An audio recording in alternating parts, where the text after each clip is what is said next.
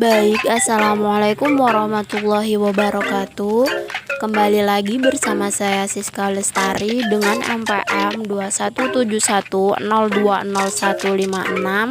Prodi Sistem Informasi Kelas D, Universitas Islam Negeri Raden Intan Lampung.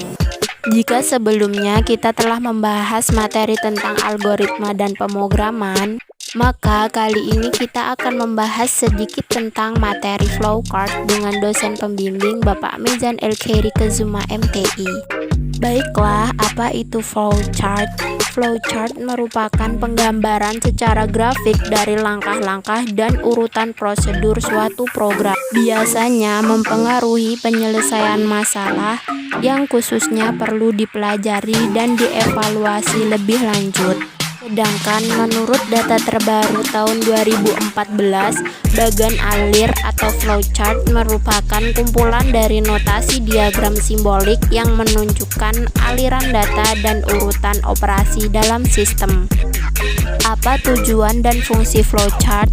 Tujuan dari flowchart adalah untuk menggambarkan suatu tahapan penyelesaian terhadap suatu masalah secara sederhana, terurai, rapi, dan jelas dapat menggunakan simbol-simbol yang standar. Sedang fungsi utama dari flowchart adalah memberi gambaran jalannya sebuah program dari satu proses ke proses lainnya sehingga alur program menjadi mudah dipahami oleh semua orang.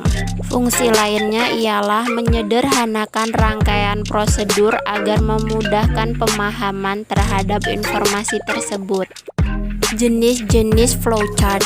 Yang pertama adalah flowchart dokumen atau bisa juga disebut dengan paperwork flowchart. Fungsinya untuk menelusuri alur form dari satu bagian ke bagian yang lain, termasuk bagaimana laporan diproses, dicatat, dan disimpan. Yang kedua, flowchart program. Flowchart ini menggambarkan secara rinci prosedur dari proses program. Flowchart program terdiri dari dua macam, yakni flowchart logika program dan flowchart program komputer terinci. Yang ketiga, yakni flowchart proses, adalah cara penggambaran rekayasa industrial dengan cara merinci dan menganalisis langkah-langkah selanjutnya dalam suatu prosedur atau sistem. Berikutnya adalah flowchart sistem yang menampilkan tahapan atau proses kerja yang sedang berlangsung dalam sistem secara menyeluruh. Selain itu, flowchart sistem juga menguraikan urutan dari setiap prosedur yang ada di dalam sistem. Yang terakhir adalah flowchart sistematik.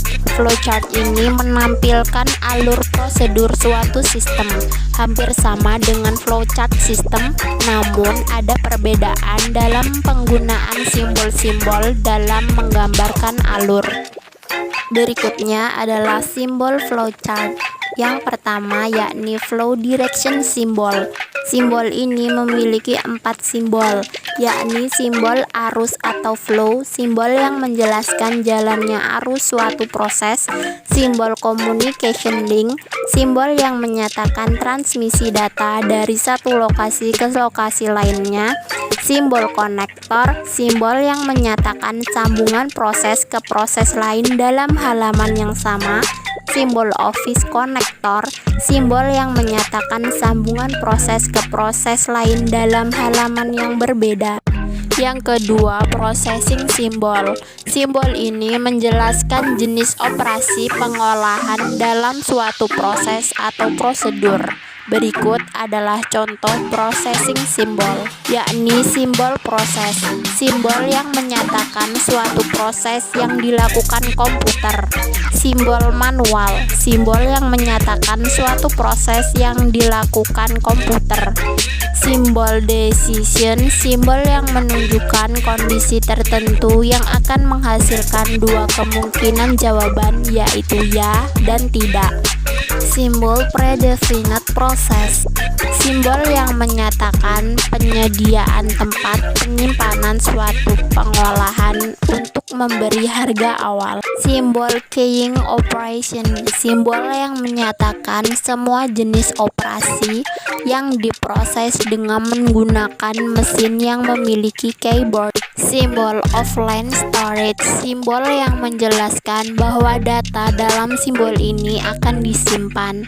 Simbol manual input, simbol yang memasukkan data secara manual dengan online keyboard. Yang ketiga adalah simbol input atau output.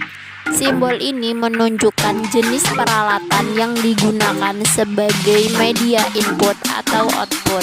Simbol punched card, simbol yang menyatakan input berasal dari kartu atau output ditulis ke kartu. Simbol magnetic tape, simbol yang menyatakan input berasal dari pita magnetis atau output disimpan ke pita magnetis.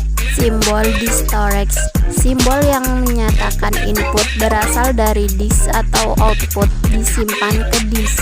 Simbol dokumen, simbol yang menyatakan bahwa input berasal dari dokumen dalam bentuk kertas atau output yang perlu dicetak di kertas. Simbol display, simbol yang menyatakan penggunaan peralatan output, misalnya layar, monitor, printer, dan lainnya. Berikut adalah contoh flowchart dalam membuat mie instan. Di langkah pertama, mulai kita menggunakan simbol terminal karena menyatakan sebuah awal. Kemudian, alat dan bahan kita menggunakan simbol predefinite process karena menyediakan alat dan bahan. Berikutnya, memasukkan air ke dalam panci menggunakan simbol input atau output.